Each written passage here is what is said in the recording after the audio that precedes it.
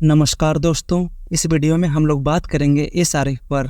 देखा जाए तो एसआरएफ काफ़ी लंबे अरसे से अपने इन्वेस्टर्स का पेशेंस चेक कर रही है। यहाँ पर एसआरएफ ने पिछले 1 सालों में अपने इन्वेस्टर्स को 11% का नेगेटिव रिटर्न दिया है और पिछले 5 ईयर में 500% का रिटर्न। इस 500% में जो भी रिटर्न बना है वो शुरुआती समय में ही बना है और इसके बाद तो स्टॉक काफ़ी लंबे अरसे से कंसोलिडेशन फेज में ही चल रही है। लेकिन एसआरएफ से रिलेटेड कुछ बड़ी अपडेट्स आई है जो कि एसआरएफ को इस कंसोलिडेशन फेज से बाहर निकाल सकता है। तो चलिए देखते हैं कि एसआरएफ के अंदर क्या क्या चेंज हो रही है और ये रिपोर्ट शेर खान द्वारा पब्लिश की गई है। फर्स्ट पॉइंट में देखें तो एसआरएफ अगले 5 सालों में 15,000 करोड़ की कैपेक्स करने वाली है। इस कैपेक्स का मेजॉरिटी फोकस केमिकल बिजनेस पर रहने वाला है, जिस वजह से केमिकल बिजनेस में डबल डिजिट ग्रोथ आ सकती है। अगर हम लोग इस 15,000 करोड़ की इंटेंसिटी को समझने की कोशिश करें तो ये अमाउंट इतना बड़ा है जितने में एक small cap mid cap type की कंपनी खड़ी हो जाएगी। आप लोग इस चीज़ से रिलेट कर सकते हैं आने वाले 5 सालों में कितनी बड़ी मैसिव कैपेक्स होने वाली है। अगर इस 15,000 करोड़ को क्लासीफाई करके देखें तो 12,500 करोड़ केमिकल बिजनेस में जाने वाली है और 2,500 करोड़ अदर बिजनेस में। अदर बिजनेस यानी कि पैकेजिंग, फिल्म्स और टेक्निकल टेक्सटाइल्स। अगर हम लोग कंपनी के पुराने बिजनेस डेटा से कैपेक्स को ट्रैक करें तो पास्ट में भी केमिकल सेक्टर के कैपेक्स पर मैक्सिमम फोकस था। ये ऑरेंज कलर की बार बता रही है कि केमिकल सेक्टर की कैपेक्स कितनी तेजी से बढ़ रही है, जहां पर 2020 से 21 के बीच में एक माइनर सा कैपेक्स था और इसके बाद कैपेक्स 90% 100% की ग्रोथ से बढ़ रही है। आने वाले कुछ सालों में इस कैपेक्स का प्रभाव कंपनी के प्रॉफिट और शेयर प्राइस दोनों में ही देखने को मिलेंगे। And second biggest update, the upcoming 30% HFC production cut in the US from January 2024, यानी कि जनवरी 2024 से US 30% से HFC प्रोडक्शन कट डाउन करने वाली है, जिसका नतीजा होगा कि मार्केट में एक वैक्यूम क्रिएट होगा और उसे फुलफिल करने के लिए एसआरएफ आगे आ सकती है और इसी के साथ US HFC का नेट इंपोर्टर बन जाएगा। इसी के साथ एक क्वेश्चन भी राइज होगा, ये जो 30% का वैक्यूम क्रिएट होने वाली है कहीं इसे चाइनीज मार्केट कैप्चर कर ली तो, क्योंकि चाइनीज मार्केट किसी भी फील्ड में एग्रेसिव होकर बिजनेस करती है।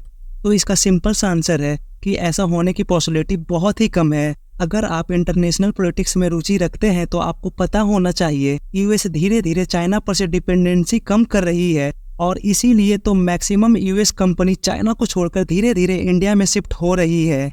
ग्लोबल लेवल पर भी देखें तो चाइना का इमेज काफ़ी ज़्यादा खराब हो चुका है और मैक्सिमम देश चाइना से बिजनेस निकालकर दूसरे देश में शिफ्ट करना चाहता है। तो इन सभी का फ़ायदा कहीं ना कहीं एसआरएफ को तो मिलने वाला है। देन कंपनी की क्वार्टरली रिजल्ट पर बात करें तो मैं भी आप लोगों के बातों से सहमत हूं कि पिछले 1 सालों में कंपनी की सेल्स में काफ़ी ज़्यादा अप्स एंड डाउन्स देखने को मिली है, जिस वजह से रिटेल इन्वेस्टर्स को अपने इन्वेस्टमेंट किए हुए कंपनीज पर डाउट होने लगती है। नंबर में गिरावट होने के बावजूद भी स्टॉक प्राइस कंसोलिडेशन फेज में है, तो आप लोग इस बात से कंपनी के पोटेंशियल को समझ सकते हैं। और दूसरी तरफ कंपनी के ओपीएम में भी भूचाल मची हुई है। इसी का नतीजा है कि कंपनी के नेट प्रॉफिट में भी अप्स एंड डाउन्स देखने को मिले हैं। ओवरऑल बात करें तो ऐसी कोई भी कंपनी नहीं है जिसकी सेल्स कभी भी नहीं गिरी हो, चाहे रिलायंस हो या फिर टीसीएस हो।